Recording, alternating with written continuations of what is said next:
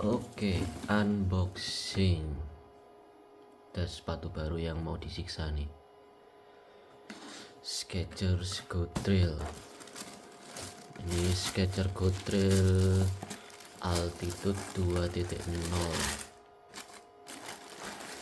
Dapat harga di bawah 1 juta ya, 900 lebih sedikit.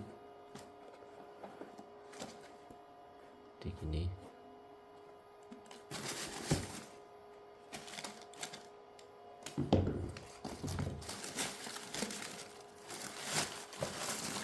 Ini dusnya. Build durable traction, ideal for all weather condition. Air cooled Gugamet. Apa nih Gugamet? Kayaknya insolnya ya, atau uppernya. Footbed for superior comfort. Oh, ini insolnya. Mungkin air cooled Gugamet ini uppernya ya. Set beli yang ukuran 43 ya.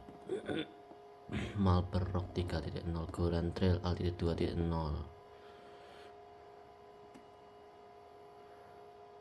Komposisi buatan Cina, alas kaki 43. Komposisi uppernya kulit sapi 42,8, sintetis 19,79, TPU 12,5, 32,33, tekstil 24. Outsole-nya karet 81, EVA 19%.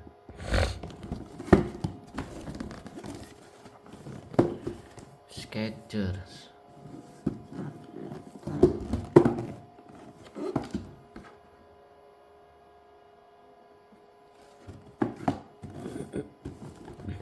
Design in Los Angeles.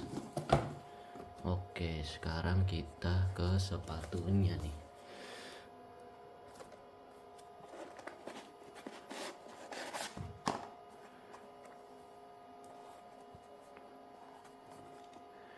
Oke, dari outsole-nya ya. Outsole-nya, gripnya seperti ini ya. Gripnya. Skechers. Lumayan sih ini ya. Gripnya nih.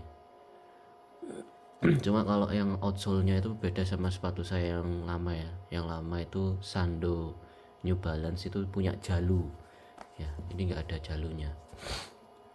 Jalunya di Sando itu berguna banget guys. Jadi kalau downhill dia itu mencengkram, jadi tidak bikin kepleset guys, mencegah benar-benar untuk terpleset, supaya tidak terpleset. Kalau ini tidak ada jalunya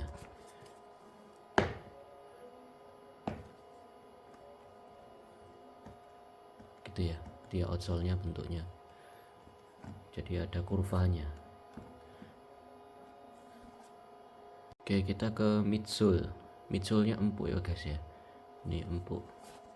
Gimana ngeliat ini nih, loh, empuk banget. Outsole-nya keras.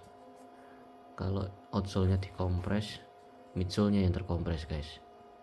Tuh ya, outsole-nya bagus. Outsole memang harus gitu ya, harus yang kuat biar nggak gampang trepes guys.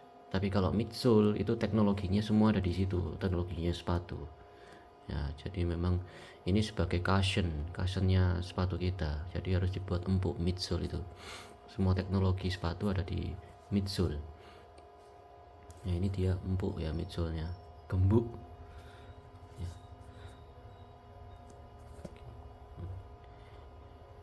Ini midsole-nya sama outsole-nya gerak oke ya guys, cukup fleksibel.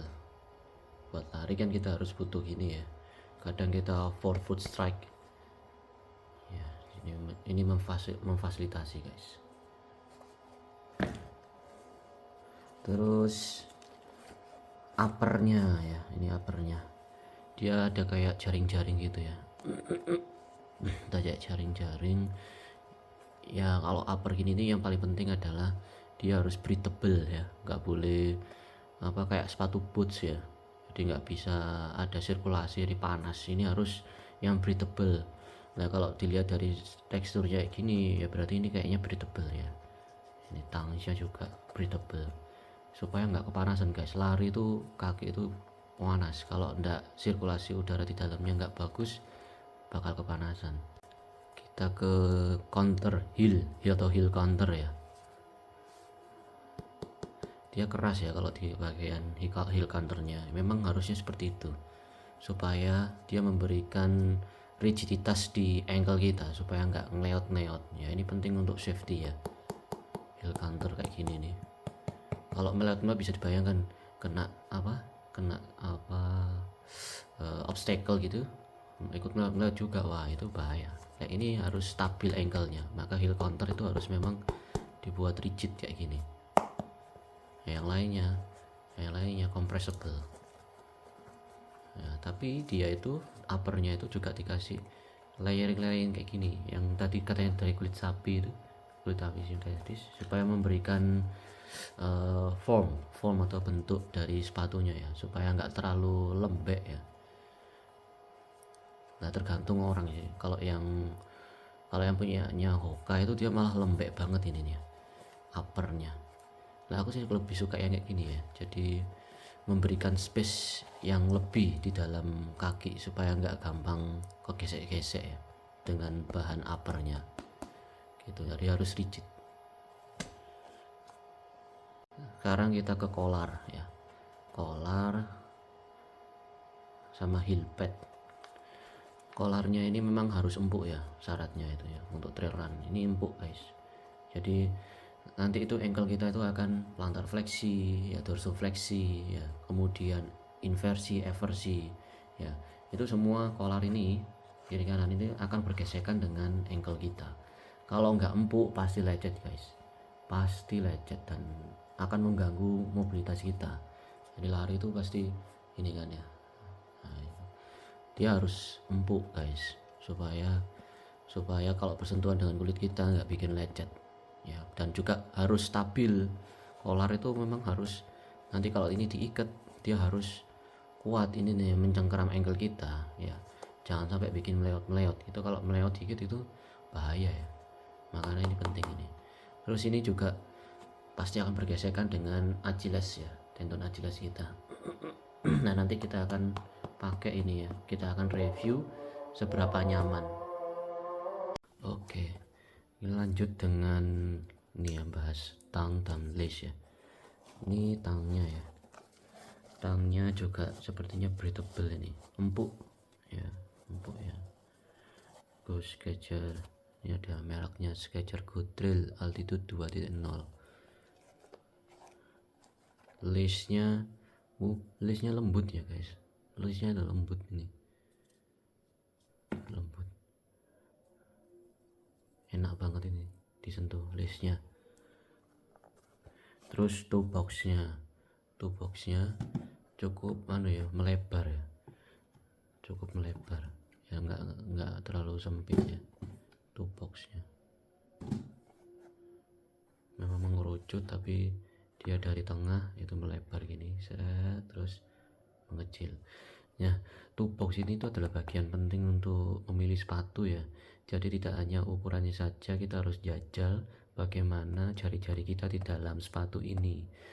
Ada yang model-model tertentu tuh yang menyempit guys, jadi tidak nyaman di kaki, maka itu harus dinaikkan size-nya supaya toe box-nya lebih besar lagi.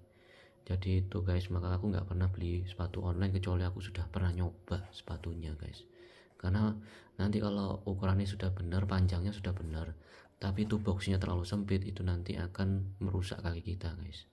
Jadi downhill toe box-nya sempit, wah bisa hematom itu kukumu, subungual hematom guys, atau blister bisa terjadi. Ini di upper sama di midsole-nya ada keterangan merek ya, ada Go Trail Altitude 2.0 Skechers. Nah ini logo apa ini, logonya Skechers ya. Nah udah itu, nah ini ada tulisannya ini ultra light cushioning performance and comfort, responsive foam, highly resilient, cushion protection. Skechers Air Cool Guga Mat. Oh, Guga Mat itu ininya guys, insole-nya guys. Jadi Guga Mat itu insole-nya ya. Skechers Air Cool Guga Mat. Jadi kayak memory foam gitu. Jadi dia nanti akan mengikuti bagaimana pelantar kita atau kaki kita atau telapak kaki kita ya, nanti akan membentuk curve sendiri nanti dia di memory foamnya. Nah ini tadi tak browsing ya, Air Cool Guga Mat ini apa bedanya dengan memory foam. Dia itu selembut memory foam ya guys, lembut banget memang, dan ini memberikan cushioning yang tambahan ya, selain tadi dari midsole yang empuk, insole-nya itu juga bentuknya memory foam, tapi memory foamnya itu lembut, tapi dia itu cukup kuat guys untuk menahan hentakan gitu, supaya tidak terlalu lembek gitu loh guys ya. Jadi ada reboundnya dia itu loh, ini loh rebound ya. Jadi itu ya, ini secara basic kalau dilihat dari bentukan dari sepatunya itu ya, nggak terlalu high tech banget ya, jadi masih standar gitu ya. Cuma kemarin tuh aku beli ini karena yang pertama dia tuh di bawah 1 juta guys, terus karena kakiku itu bentuknya pes plano valgus, jadi selain telapaknya tuh ceper, juga ankle-nya tuh valgus guys, jadi ankle-nya tuh ke dalam gini guys kalau jalan. Nah itu kalau milih sepatu harus pilih sepatu yang stabil ya guys ya. Nah ini tak coba kemarin itu loh, kok bagus ya, dia nggak buat aku kayak gini. Kalau sepatuku yang lama itu New Balance Sando itu, waktu tak buat jalan tuh kelihatan banget tuh pes plano valgusnya dia ngikut, tapi kalau ini kok dia lebih stabil ya. Jadi karena dua alasan itu, karena ini di bawah 1 juta dan secara basic dia itu memenuhi standarku untuk trail dan tak pakai itu nyaman ya, jadi tak beli itu guys. Menurutku ini sih worth it ya, worth it di bawah 900, di bawah 1 juta ya, di bawah 1 juta dengan harga 900 sekian, ini worth it ya dan terasa nyaman ya. Nah nanti kita coba, kita review dengan mencoba langsung. Sekarang unboxing dan jajal-jajal guys, nanti kita praktekkan langsung dan kita siksa di tracknya langsung guys, seperti apa sih sepatu ini.